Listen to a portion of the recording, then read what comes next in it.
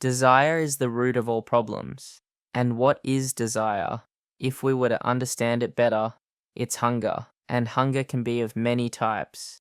The hunger for food, the hunger for money, the hunger for respect, the hunger for peace, or the hunger of the body, physical desire.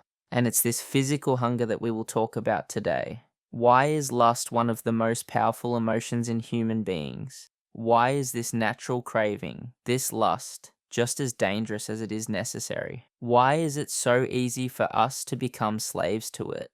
And if we lose control of this natural drive, why can it lead to our own downfall?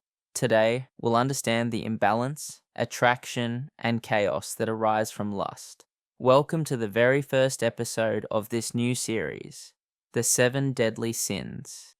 Lust. Lust isn't some ridiculous or baseless emotion. In fact, being human, it's essential. It's a major mental component of our reproductive system. Had this emotion not been so powerful in humans, we might have been extinct long ago. Lust is a major part of sexual intercourse, but it isn't just about physical pleasure. From an evolutionary and purely psychological point of view, men and women think differently about lust. Usually women don't engage in sexual intercourse unless they are emotionally attached. Although this is changing over time, naturally women are wired this way. On the other hand, men don't value emotional attachment as much. Now don't misunderstand me. I'm not speaking from the perspective of love or family, nor am I justifying having multiple partners. I'm simply speaking from the point of evolution. To put it simply, we may be intelligent and civilized, but at our core, we are still animals. In the Bhagavad Gita, Lord Krishna says lust takes control over the senses, mind, and intellect. Under its influence, the senses crave pleasure. The mind misguides the intellect, and the intellect loses its ability to make wise decisions. That's why, if the goal of intercourse is only physical pleasure, it's a sign of destruction. To truly engage in sex, you must be mentally and emotionally involved, not just physically. This connection creates affection and love for your partner. Sex is not just an activity filled with pleasure. Through it, you express to your partner that you care for them, you love them, you want them, you belong to them, and only them. If your interpretation of sex is anything else, or you see it as just physical pleasure, then sadly, your mindset has been shaped by pornographic content. This mindset is like a toxic infection in your brain and body. And believe me, the consequences of this toxicity are more terrifying than you might imagine. So let's talk about that. The most common modern form of lust, porn.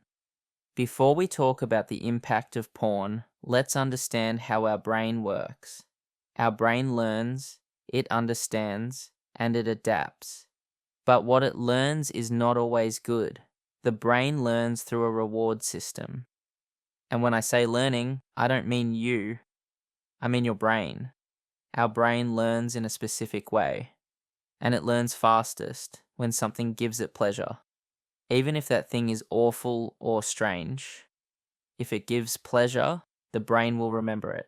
There are 2 parts in the brain's reward system: the desire to experience something, actually experiencing it. In both cases, the brain releases neurotransmitters. When you want something, dopamine is released. When you experience it, endorphins are released. This gives you a sense of happiness. Dopamine is a huge part of how our brain learns. The brain quickly understands and memorizes whatever gives it a dopamine spike. And dopamine is highly adaptive and strange. Strange because it spikes more when the brain is surprised, and that's the main problem with porn. When you watch porn, your brain releases a lot of dopamine. This excites the brain, and the brain demands more of the same to experience that rush again. That's why people who watch porn and masturbate often find themselves searching for a specific video or type of content. Their brain unknowingly pushes them to do it. Even if you feel guilty afterward, your brain remembers the dopamine more than the guilt. But it's not just about dopamine. There's another protein that makes this habit even more deeply rooted, DeltaFosB. This is a protein your brain produces during extreme reward behavior, and it is directly connected to dopamine, which means it's also linked to addiction. When your brain releases a large amount of dopamine from a behavior, it also produces DeltaFosB to remember that behavior. This protein creates neural pathways in the brain, basically mental routes that signal, this thing makes us happy, do it again. Next time, it won't be you telling your brain what to do. Your brain will tell you, hey, this made us happy before. Let's repeat it. Laughter, drugs, alcohol, smoking, all become addictions due to DeltaFosB. It doesn't just create those brain pathways. It reminds the brain constantly that the behavior is necessary. That's why you crave doing it again and again. And the more you repeat it, the stronger and more solid those mental pathways become. With time, DeltaFosB strengthens those pathways so much that even if you don't get the same dopamine hit, you'll still repeat the behavior. That's why people keep using drugs, alcohol, smoking, even when it no longer gives them the same high. Even when they know it's harmful, they still can't stop.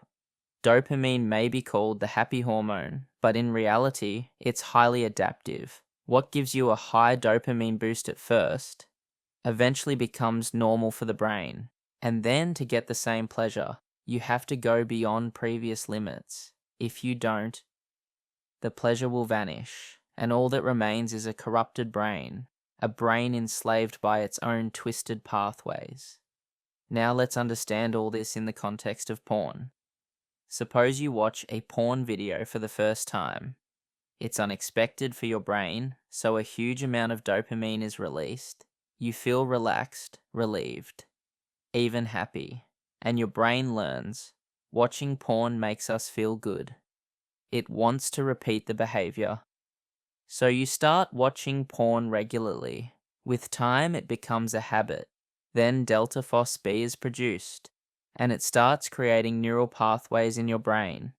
This habit becomes engraved in your mind. Eventually, the habit becomes a need. And if left unchecked, it turns into an addiction. Soon you'll notice that normal porn videos no longer give you the same pleasure, because your brain has adapted to that level of dopamine. So you start craving more extreme, explicit content. Let's say you watch something violent or unusual. It's shocking to your brain, so dopamine is released again, even stronger than before. Your brain learns this quickly and wants to repeat it. And if you do repeat it, that violent, explicit porn becomes your new standard.